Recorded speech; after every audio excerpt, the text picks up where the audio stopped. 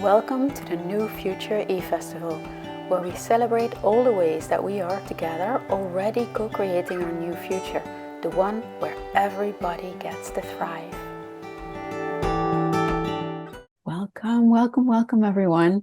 So excited to be here with you. My name is Annemiek Van Helsdingen. I'm the founder of the Academy for Soul-Based Coaching and your host here in the New Future eFestival.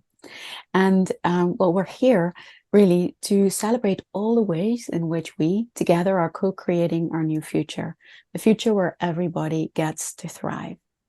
And we've gathered some really great guests and speakers here that inspire us with their stories of reclaiming, rising, and resisting the old ways. So today, I am here with one of my dear friends, Eimear, who is a sacred storyteller and an earth witch. She helps witches, wise ones, and healers to rise up and return to their power by walking the witch's wheel home. Eimear works to bring the forgotten magic of the witches family firmly into the collective consciousness once again. And she offers training in old Irish indigenous ways through the sacred stories of the goddesses and witches of ancient mythology and lore. And today, she's going to share with us about how Tara can guide us home to original source. Eimear, welcome. Thank you so much, Annemiek. It's just a delight being here with you, especially around this topic. Yeah, we always have really juicy conversations, so I no doubt this is going to be another one. So, can you share with us, Tara, why Tara when it comes to creating and co-creating our new future? Well, when you invited me along, and it's all about our new future and this festival vibe and celebrations. And as I walked with the topic, just to let what wanted to be shared to arrive, it was like, of course, this has to be about Tara. This has to be about what I call New Earth, which is Tara. And it's a more recent realization for me because some people will have all different names for what this world that we want to, our co-creation and we want to envision and live into. And for me, this journey has been actually, well, eons over lifetimes. And in this life, my connection to Tara has come through a few different sources. So I could share some of those. Yeah, why don't we just, before we do that, why don't you tell us about Tara first? Who is Tara? So for me, Tara is, yes, both a person, because people will know of the green Tara. And for me, Tara is a place as well. So there's a place in Ireland called the Hill of Tara. And I feel it's near the center of Ireland. It's very green. It's very beautiful and interesting energies in this space. And for me, Tara is the epitome of the new earth. My connection with Tara actually came through soul-based coaching when I started my journey in soul-based coaching. And I was envisioning how I wanted my business, my entrepreneurial journey to be. And this place, I kept being brought into this place that was lush, that was green, it was tropical. You could hear the sounds of the animals, the insects, of life, abundant life dripping from the trees. I get chills as I say that. And there were dark green leaves on the trees. And I was picking these leaves, or I am, and placing them in this beautiful Hessian pouch. My feet are in the river of this pure crystalline water. And for many years, I'm like, oh, that's nice. This is the world I'm stepping into. This is my entrepreneurial journey. However, more recently, I've realized that this is Tara. This is 5-dimensional Tara or 7-dimensional Gaia, whatever way we look at it. And this is the new earth that we're living into. It was a really, really beautiful weaving and connection, and that realization that this lush, green, abundant place where we live in community together, we co-create and cooperate, where we live in peace and harmony, that it's already here within each one of us. Mm-hmm. So yeah, many weavings going on there, but that's an essence of what this place called Tara is for me. Mm-hmm. That place called Tara in every one of us, already here. And then also the actual place in Ireland, which has significance as well on the spiritual level, doesn't it? Yeah, so the Hill of Tara, if people have visited there or walked the lands of Eru, of Ireland, it's the royal seat. So it's often called the royal seat of the High Kings. And I like to bring balance to all these conversations. So it's also the High Priestess, Goddess, Witch, Queens as well.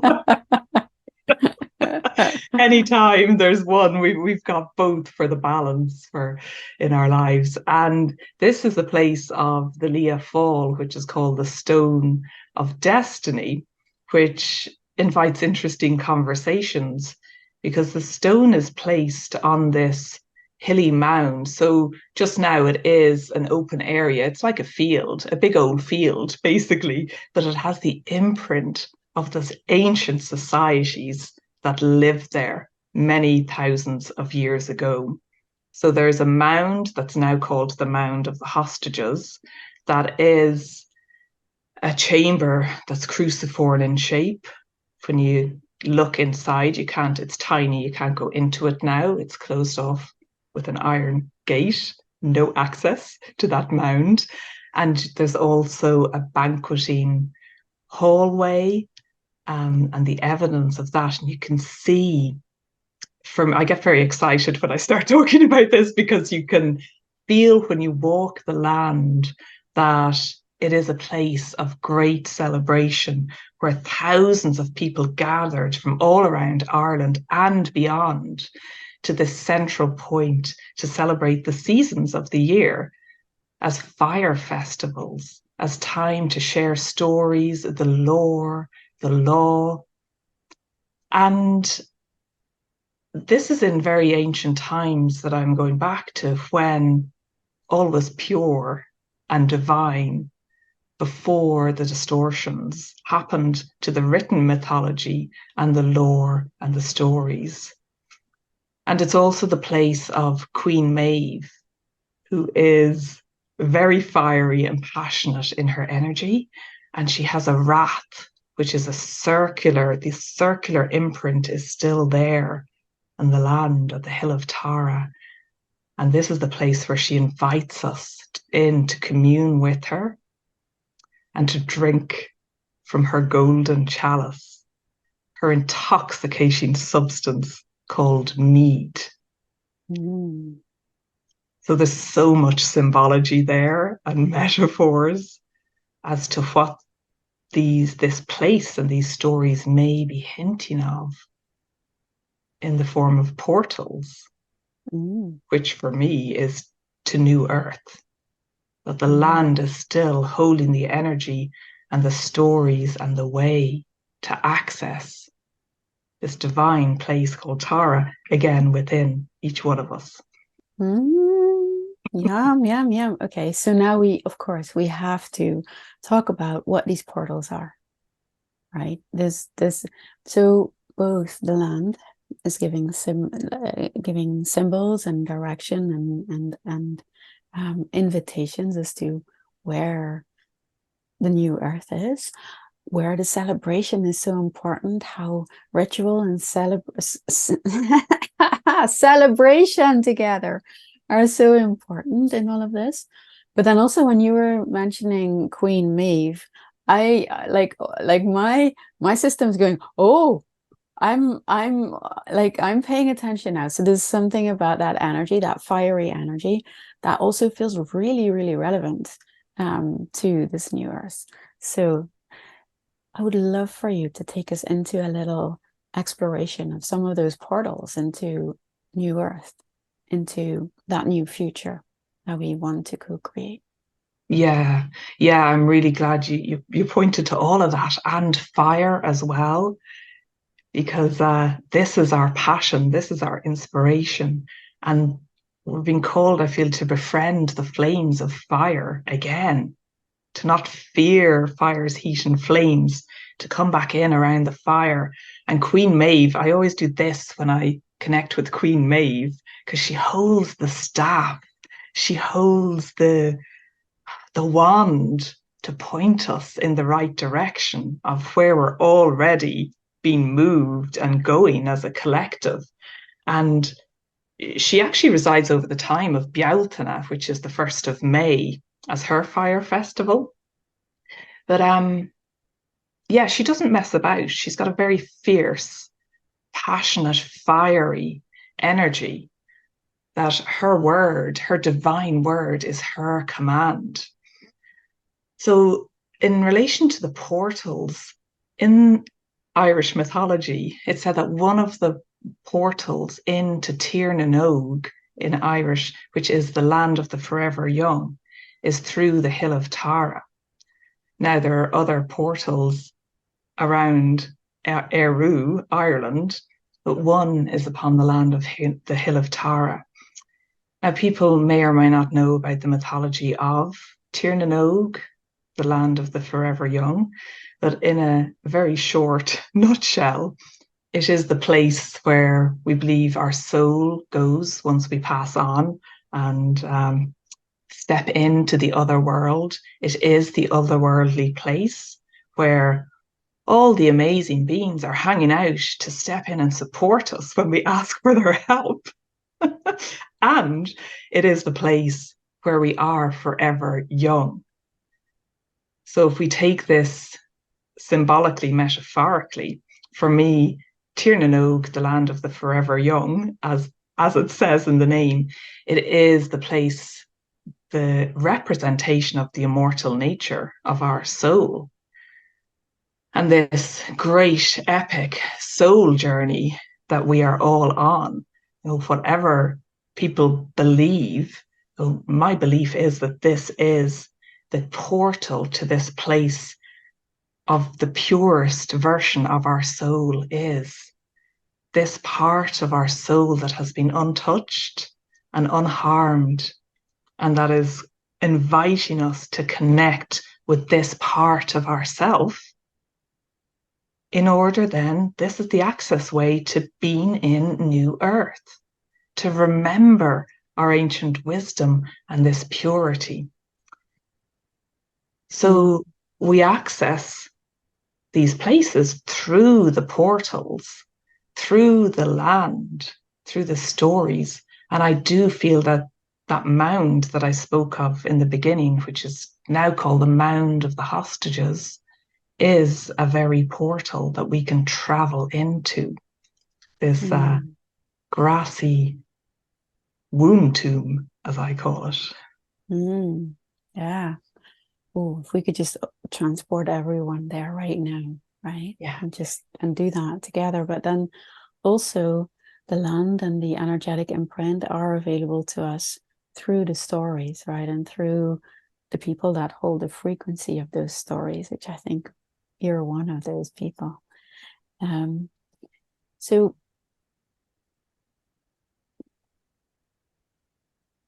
it sounds beautiful and powerful and lovely. And also how I'm just going to be like that voice, which I think needs to be spoken to as well. Like, how do these ancient stories, how do these frequencies help us in actually co-creating that future now in real life, in our day-to-day? And I know you've got tons of stuff to say about that. Because it just does. It's the vibration, it's the frequency, as you say. So when I share these stories, you can probably see my whole, I feel my whole being changing. My hands start moving, which some may view this as an ancient form of light language. I don't know, my fingertips start resonating. I feel the warmth and energy rising within me simply by speaking the stories, simply by connecting with the land of my birth, the land of my youth. So it's very simple, really, that when we connect in these ways with these beautiful divine stories and recognize the truth within them, because they have been distorted, they have. So we're recognizing this frequency of truth. And also when we focus on, as in soul-based coaching, we focus on what we want more of and envision and really anchor in this world that we're co-creating, then it does become our reality. So I can share, in one of my classes that I was teaching, we journeyed into Tara. We went on a journey through another portal in the west of Ireland, actually.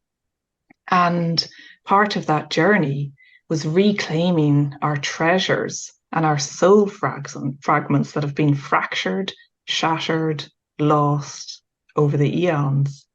So as we're collecting these gifts that belong to each one of us and are our birthright, it's like this trail.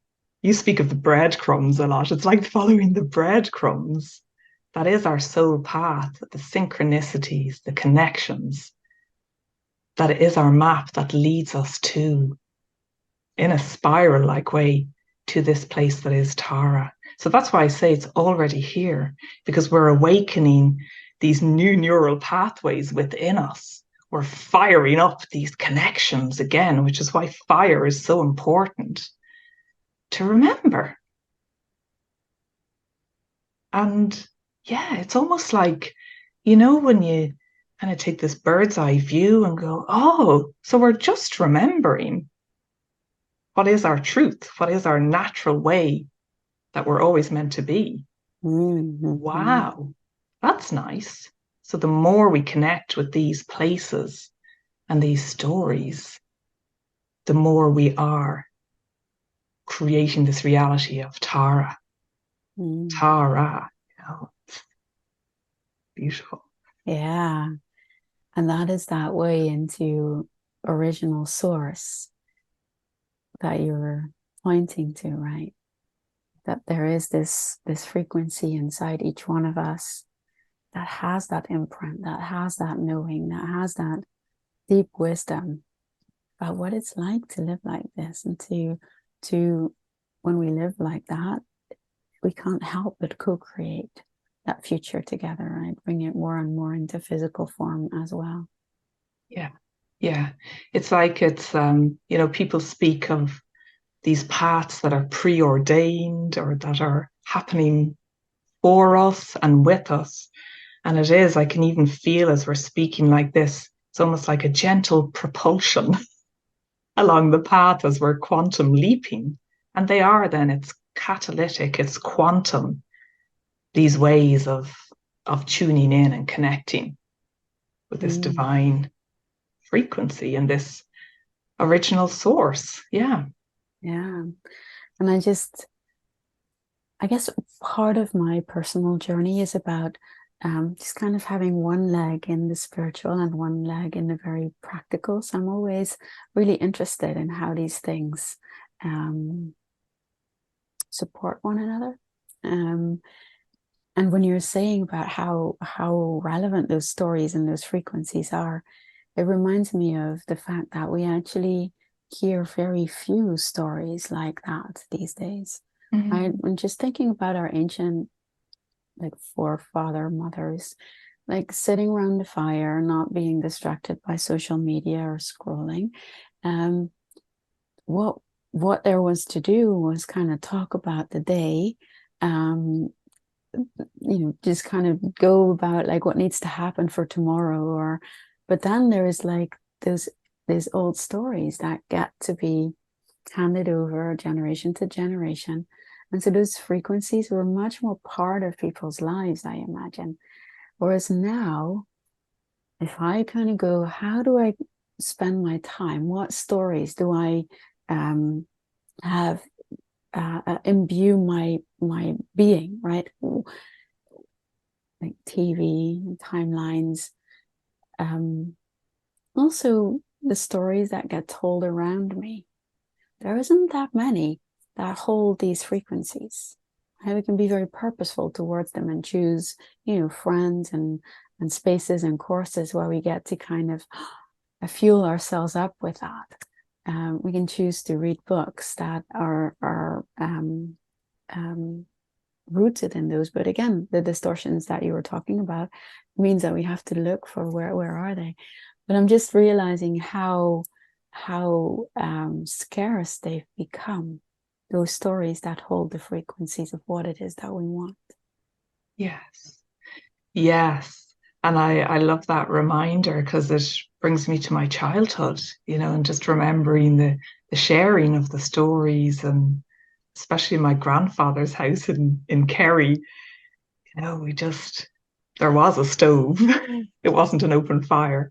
And we just share and chat, and then there'd be raucous laughter and remembering and drink involved, not by me when I was a little kid, and it's just, and that creates a hum. I remember being sent off to bed then, and it was so reassuring because it's like a lullaby, that hum of the chatter down the stairs, and then that broken by this frequency of laughter, and then back to the hum again. So it is that vibration that ripples out. Yeah. It's like it connects to our heart. It's the heartbeat of the mother. These stories are primordial mother. That's the source. And I think the work that you do as a storyteller is part of the magic and the essential magic that you bring. So a good reminder for people to go and check you out and to listen to the stories that you bring forward. And it's not just the divine goddess stories of like long ago, but it's also the way that through which you look at your life and what's going on.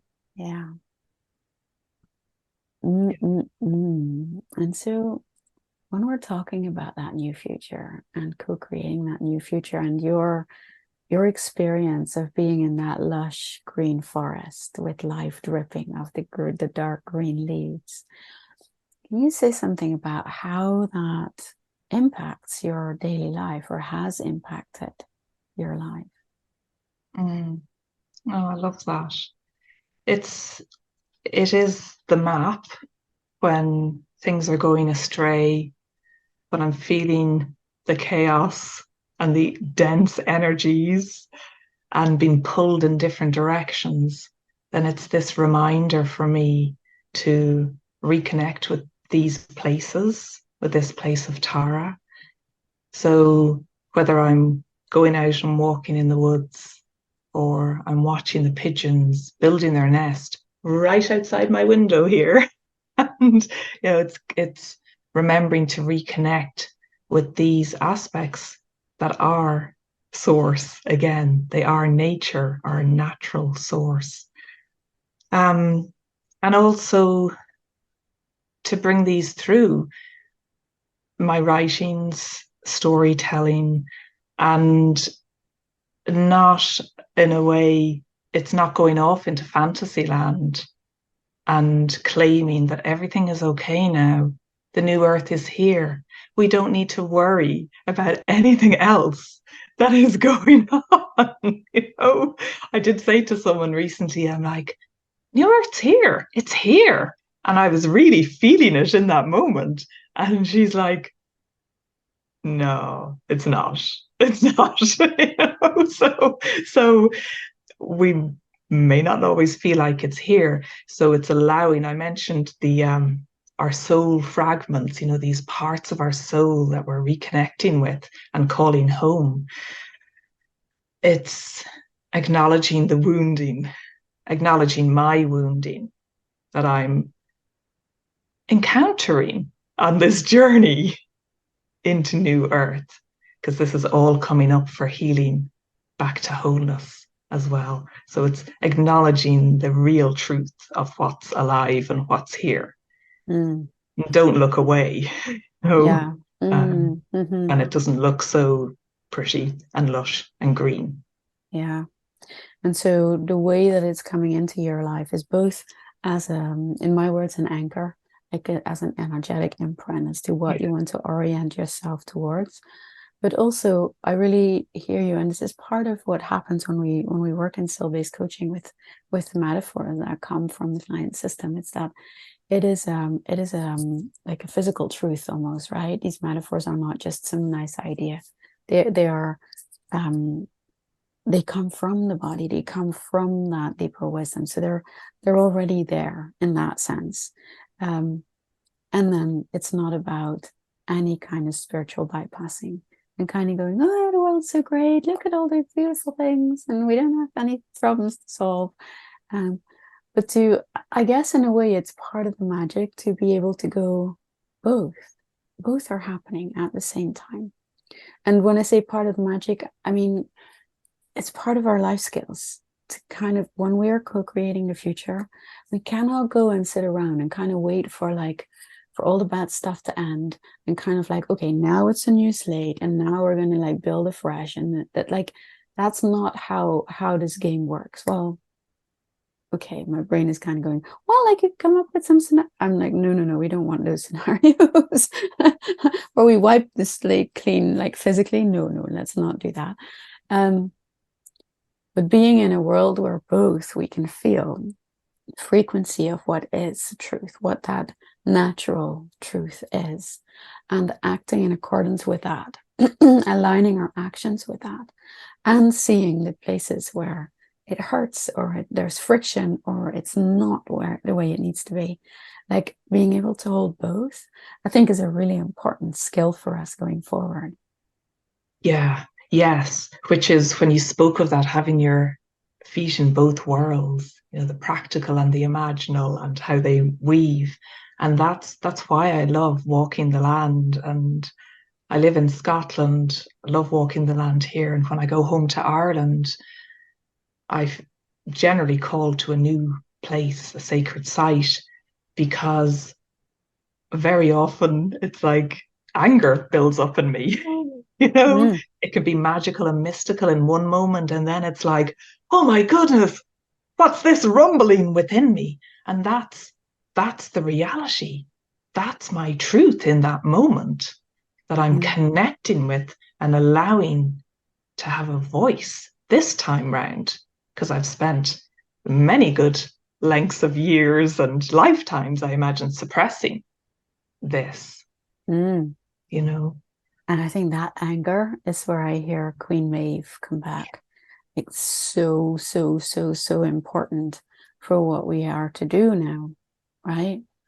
There's no way that we are able to bring that new future into physical form in like all the ways in which we want to see it without having anger guide us to and fuel us on the journey. Yeah. And there's one part to me that's like, oh no, here it comes. What's going to happen now? And there is that other part that it's like, no more. Like, we are not here now to let this new earth slip between our fingers and dissolve once again. This is the lifetime that we're here for.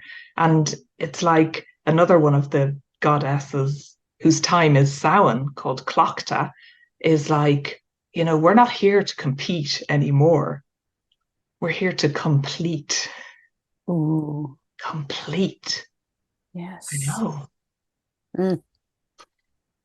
Yes. And I think, what you're speaking of there, the fear of the anger, I think is a really important topic to highlight, because I actually spent this morning listening to a lecture by Kelly Deals, who's also going to be here in the festival.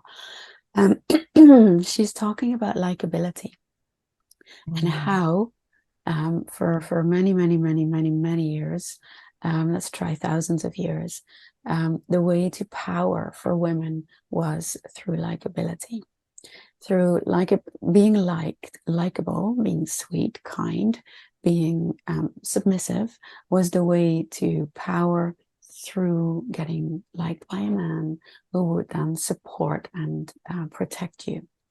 And that likability, like breaking that likability, like anger is not likable, right?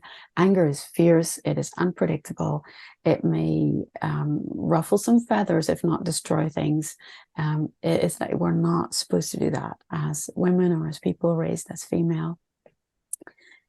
And so that part of us which goes, I feel the anger, but also like the oh no, like what am I gonna do now? That is, I think that's part of what we're doing collectively, is trying to figure out how to let anger have its natural place in the order.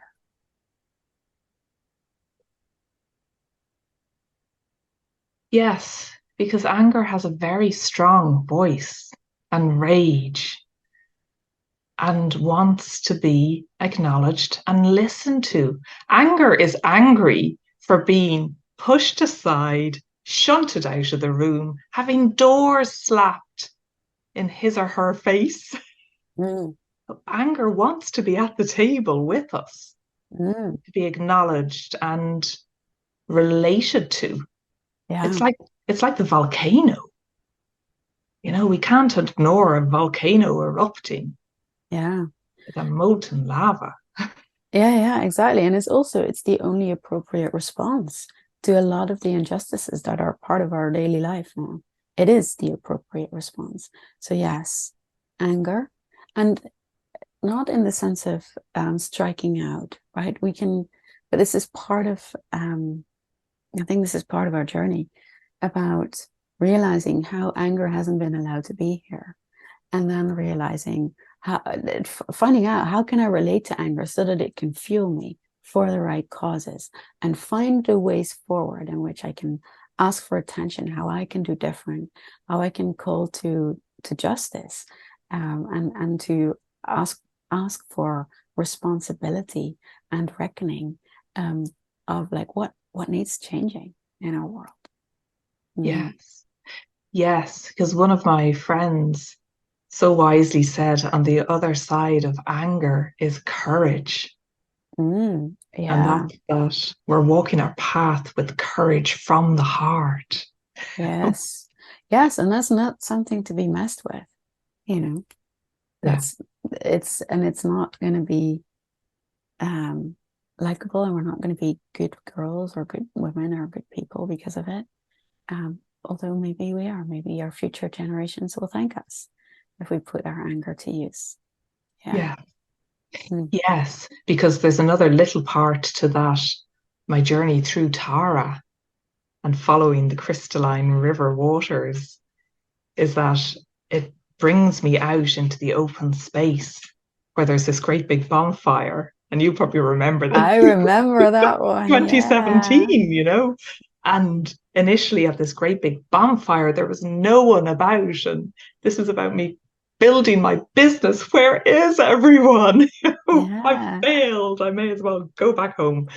And there's so many people now. We are all gathering around this fire, because what it taught me, and this relates to anger as well, is that it's to sit or stand or dance around the fire, sing with the flames, but just be here with the fire, with each other, with whatever wants to emerge. Don't run away anymore. That was definitely for me. Don't run away. Just be here. Feel the heat. Feel the heat. And the heat has so many different connotations. Right there. Gorgeous. I remember that metaphor. I remember the fire at the beach. And you're wondering about where is everyone, and it's beautiful to see how all of that has come to fruition, because of course now you have this beautiful, very alive community of people that are finding medicine with you and the work that you do, which is just fantastic to witness. And also you're touching on fire and coming together around the fire. And that brings us to ritual, doesn't it? You want to say something about that? Yeah, it's so beautiful because you mentioned in my bio the wheel that I walk. It is the witch's wheel, the medicine wheel, the Celtic wheel, the seasons of the year. And the 8 seasons of the year, they are fire celebrations. We invite in all the elementals to be present, and the fire is the center point. So, in relation to rituals, like for me personally, I've got so much fire within my astrology within me that I'm healing, befriending. But even before coming on today to speak with you, part of my ritual is igniting the flame. So I've lit my candles behind me. I've got one just over the screen here, so it looks like the flame is just above your head, Annemiek. Oh. Your Good to crown know. is on fire. And it's inviting in the beauty and the calmness of ritual into all that we do. So Mm.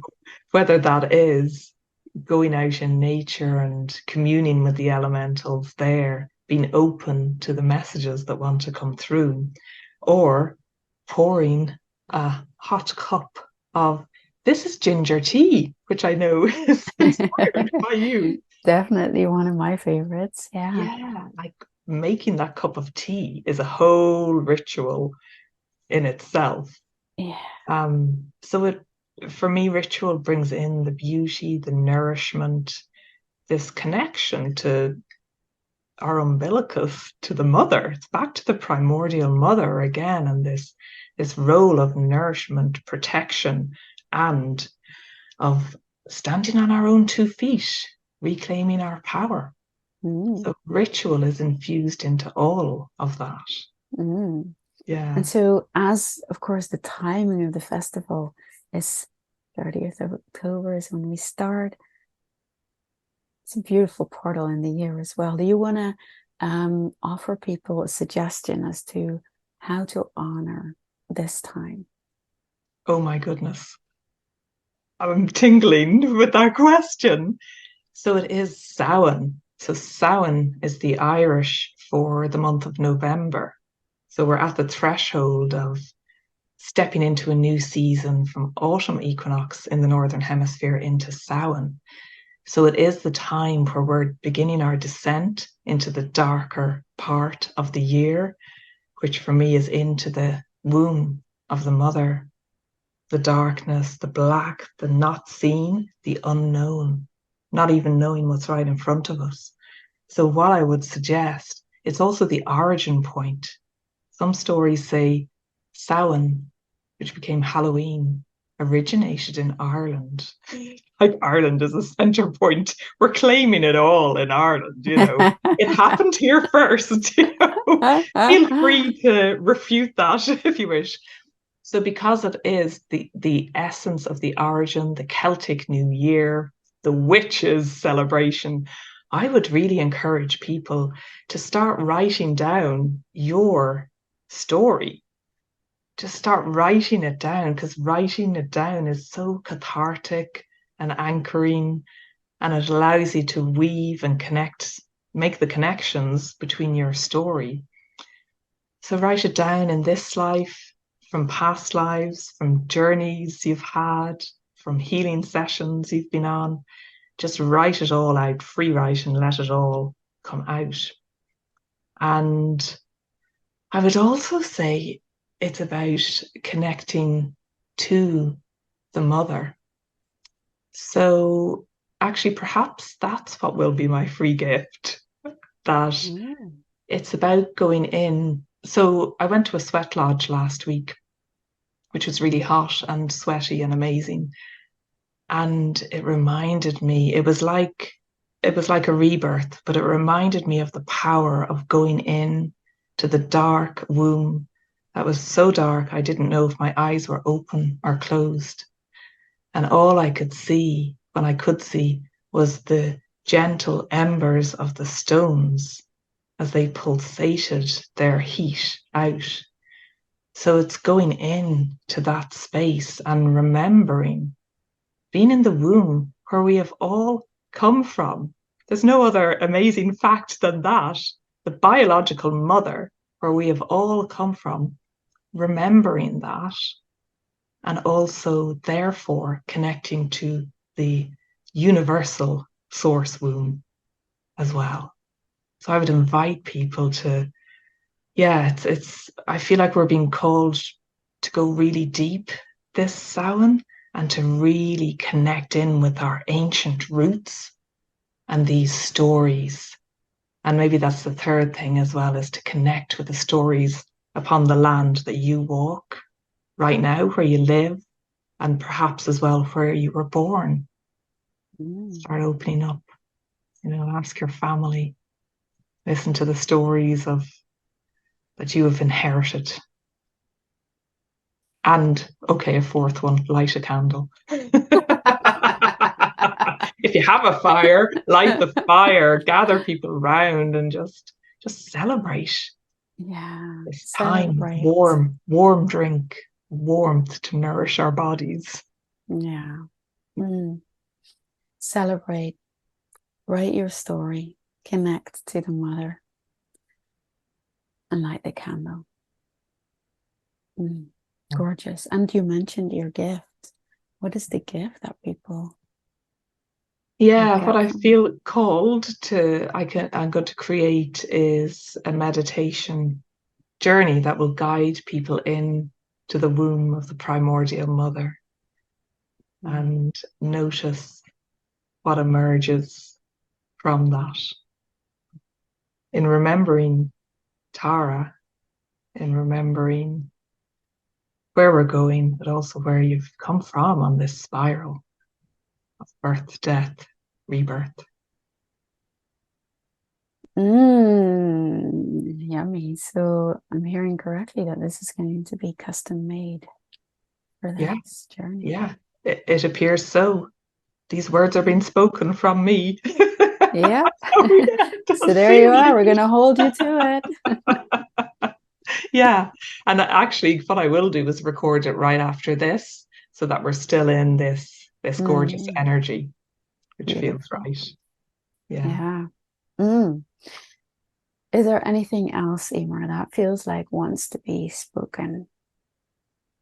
Yeah, very briefly, what I realized I must share in relation to Tara is that I learned over the last few years that there was an ancient planet that also existed called Tara, connected to Tiamat as well. They were like twin planets. So billions of years ago, this place did exist that was like our Earth, but was all the qualities of what New Earth is. And this planet that was where we lived in peace and harmony in the lushness of the green, where we've already been, was exploded. It was blown up in a great big Star Wars kind of battle, sucked through a portal, and fragments of what was Tara became our Earth. People can listen to this as a story, or it might resonate with you as the reality of what happened. So all of those of us that lived in this place, our souls were fractured and shattered into smithereens. So now, on this journey, we're calling all these parts home, back to source. So I felt called to bring that in, which then connects to Tara and the lands of Ireland, and Tara, this place that we can go to in our journeys that's already here. Yeah, and the frequency of Tara, which is all through it, which has that imprint of that future where everybody gets to thrive. Yeah. Yeah, it's beautiful, and there's so much support for us now. Gorgeous. Where can people find you, Eimear? On my website, eimearstassen.com, and you can link to my socials. I post quite a bit on YouTube. And yeah, if you have a free gift on there, a journey to meet with the Cailleach witch, and then you can sign up to my mailing list if you wish and just follow what's next. Yeah. Well, no doubt it's going to be yummy, yum, yum, yummy. Thank you so much, Eimear, for your time, for sharing your stories and your wisdom and sharing Tara with us. It's been beautiful. Thank you. Thank you, Annemiek, for holding space so beautifully. Wow. I hope that this journey has been very inspiring to everyone who's been listening here. Yes, of course, you can find Eimear's links on the festival page, and make sure that you connect with her. Thank you for watching, and we hope that you've really enjoyed it and that you have inspiration for your own fire rituals, and your own experience of that frequency of that earth that we want to live in, as an anchor to direct yourself towards, but also to start seeing where life doesn't work like that and where maybe anger is knocking on your door as well. Let us know how it impacts you, what you get from this conversation, and we look forward to seeing you soon with more celebration and more inspiration. See you then.